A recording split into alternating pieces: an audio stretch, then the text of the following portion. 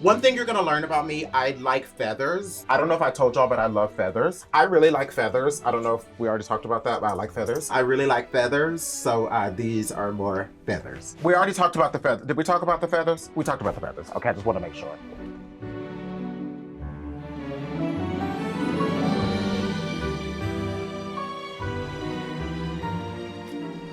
What's up, y'all, and welcome to Flamingo Las Vegas. My name is Asia O'Hara from RuPaul's Drag Race Season 10, but tonight we are backstage at RuPaul's Drag Race Live, and I'm going to show you everything. Let's go.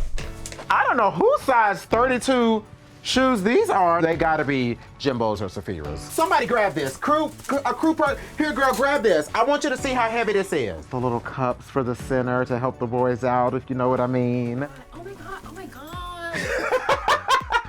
I told you, it's heavy, girl. Hard as a rock, girl. You can play football in these wigs. And most of us should be playing football instead of doing drag shows. I'm here in Las Vegas because I host RuPaul's Drag Race Live. And it's crazy because I grew up in Dallas, Texas. I've lived in like a 20-mile radius my entire life prior to moving here. So it's the only place I've ever lived outside of Texas. Being a part of the show, honestly, is a dream for me because I love to entertain. I love to do drag. I love to host. I love everything about entertainment. But I'm a Cancer. I'm a homebody. I like to go to my same house, to sleep in my same bed, eat my same food. So when this opportunity came, it really was a blessing for me. I'm gonna start with the oldest costume that I think that is here. This I wore episode 2 of season 10 of RuPaul's Drag Race for signature look. This is kind of like, honestly, one of the last things I think I've actually sewn that is worthy of being on stage or on television, because since RuPaul's Drag Race, I don't have a lot of time to sew, so my skills have gone into the garbage. I'm currently wearing it in the curtain call, so the last moment of our show. At the very end, when we come back on, we all have to be in Flamingo pink. I know this is kind of coral, but mind your business. Before getting on Drag Race, I owned a costume business. I did a lot of costumes for high school dance teams and things of that nature, but I made pretty much all of my drag. And most everything that I wore on Drag Race were things that I made myself.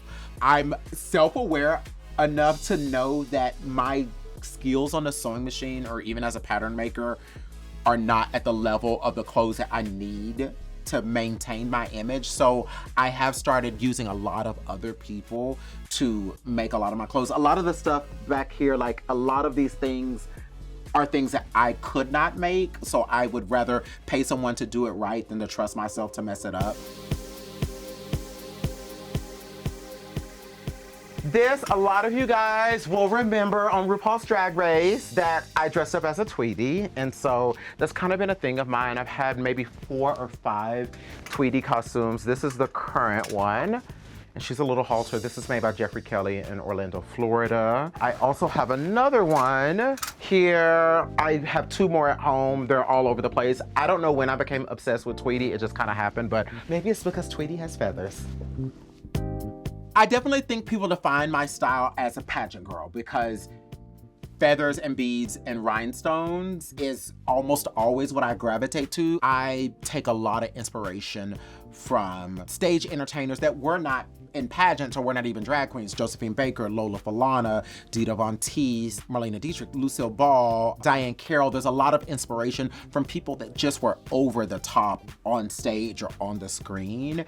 And to the untrained eye that reads as pageantry, because where else do you go and you see a woman in a cinched rhinestone dress carrying, you know, a 10-foot ostrich boa, but in a pageant. But in my world, that's how people dress on a daily basis. Feathers first hit me as a child. There is an iconic scene from Ziegfeld Follies with Lucille Ball. She's in this beautiful pink asymmetrical wrap moment, and there's feathers everywhere, and it just feels so luxurious. So feathers and drag to me is like flowers at weddings. Everybody sees a beautiful floral arrangement. I don't care if you're a bride or a construction worker. You stop and be like, oh my God, that looks really cool.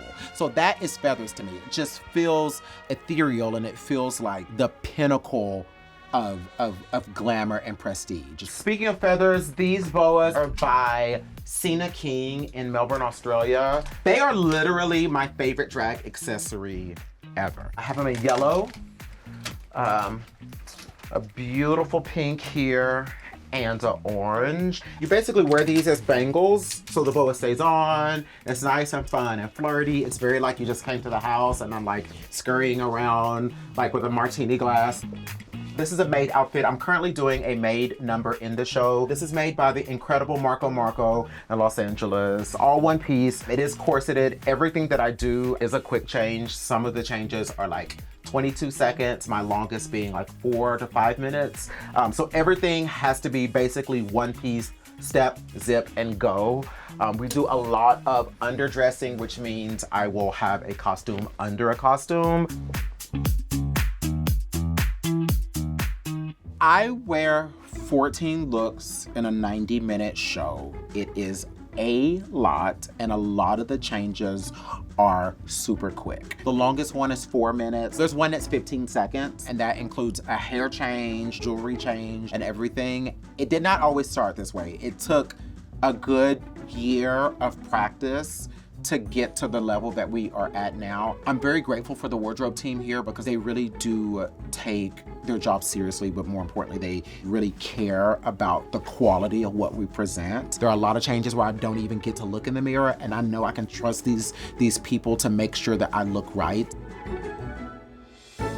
This is one of my favorites. Green is my favorite color. I love rhinestones and feathers, as I'm sure all of y'all know. And this was a collaboration between the late Abraham Levy, who has designed for Beyonce, Cardi B, Suzanne Barch, anybody you could think of. This was a collaboration between him and a designer out of Lafayette, Louisiana named Kinley Andrews. Hey girl, hey. This I am currently wearing in the finale. This is made by me. It's a nude base. All of these are custom cut, laser cut appliques that I then rhinestoned and stitched to the costume. This took forever. And this was honestly inspired by a lot of Eastern European belly dance costumes. I used to watch videos during the pandemic of the women making these appliques, and I was so obsessed. And I said, one day I'm gonna do that. And so we made it happen.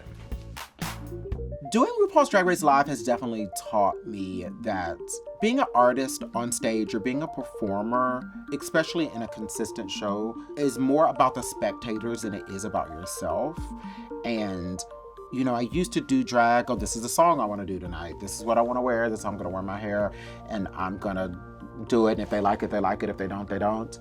You don't really have that luxury here because it's our job to make sure that the show is good. So I don't always pick the clothes that I like the most. I pick the clothes that I know are going to be the most impactful on stage. I've learned that it's not so much about me as it is about the way people feel when they leave the show.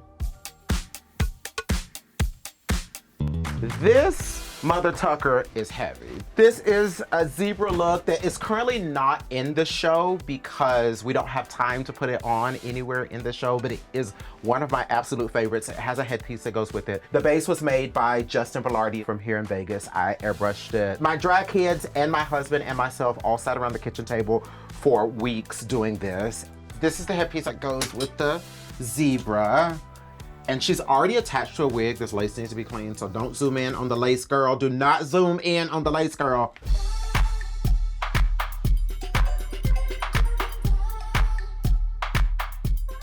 Okay, so this is our beloved wardrobe room. This is where all the costumes are upkept. There's 6 people here a night, sewing, beading, rhinestoning, repairing. Now, these are all pit crew costumes that are just getting ready to go into the show. So these are the tops for Derek Barry's number. She does a Britney number. These are the boys' vinyl pants that they wear for the finale and the opening, I believe. And everything, as you can see, is labeled so everybody knows whose is what, but we still have people putting on other people's clothes all the time. These were also made by Marco, who made a lot of my clothes. These are for the This Is Me number, which is about to go back into the show. These are my boots that just came back from repair to get a zipper replaced. Let me test the zipper while I'm standing here. Oh, she's brand new.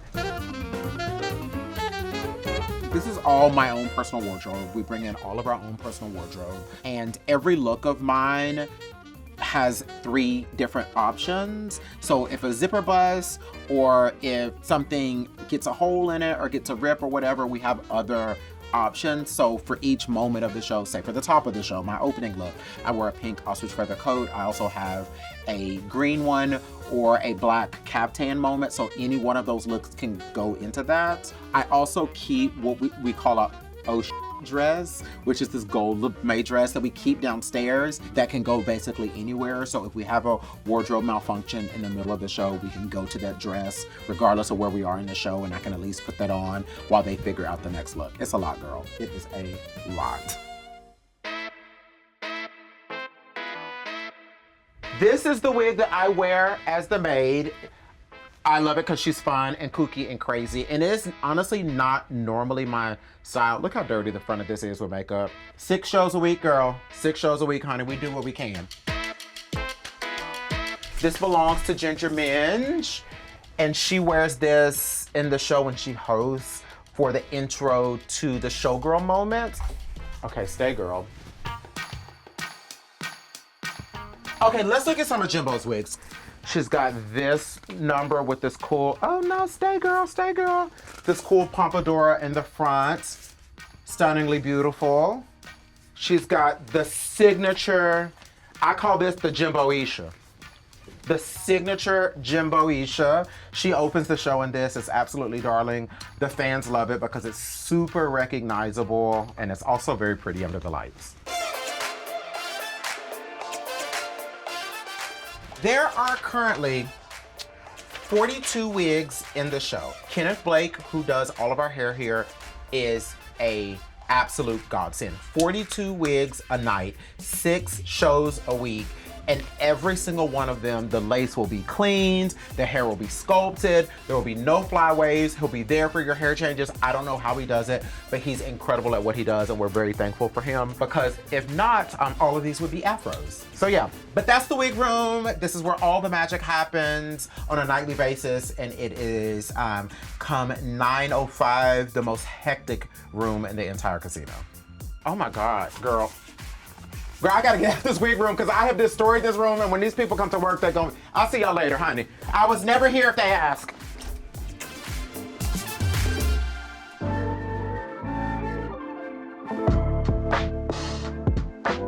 One thing Vegas has taught me is to try not to zoom out too far. It's important to have a loose plan. But for me, the plan comes from God anyway, so I have to be in a place to where I'm open to hearing his voice and listening to where he's telling me to go.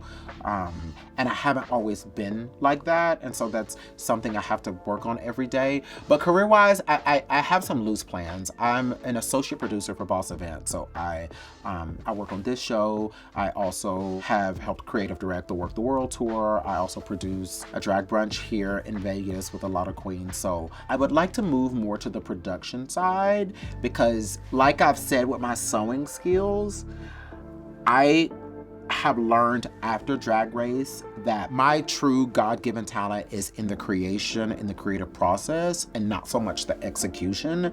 My ideas for what I want to see on stage surpass my own personal abilities, just like with sewing. So I'd like to move more into just production because I know that I can produce better than I can actually perform.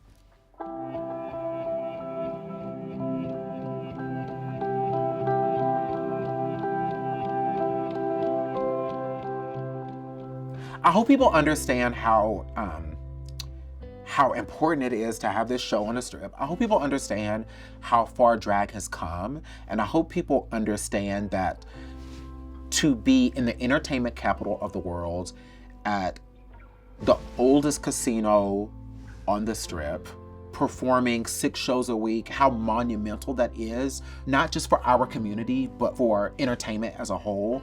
And forever, drag was forced to take a back seat to every other form of entertainment. We had to lip sync other people's music. We had to take wardrobe inspiration from fashion houses and from movie stars and things of that nature. And drag is now in a place to where you can go on Instagram and see a mainstream artist at Coachella or at the AMAs wearing something that was inspired by a drag queen. You can go on the radio, honestly, and listen to music and be like, oh, well, that was in so-and-so's self-produced track. Drag is now at a place to where the world is not only noticing it and appreciating it and respecting it, but it's also taking inspiration from it. And so I just hope people know that RuPaul's Drag Race Live and the success of it is a monumental win for entertainment, for drag, for the community, for this country, and for the world. Like, this being here and being successful really shows how far we've come. And I hope that people I hope people appreciate that, and I hope that we understand that there's times where we have to sit back and just look and think the staying power and the tenacity of drag queens absolutely demands respect.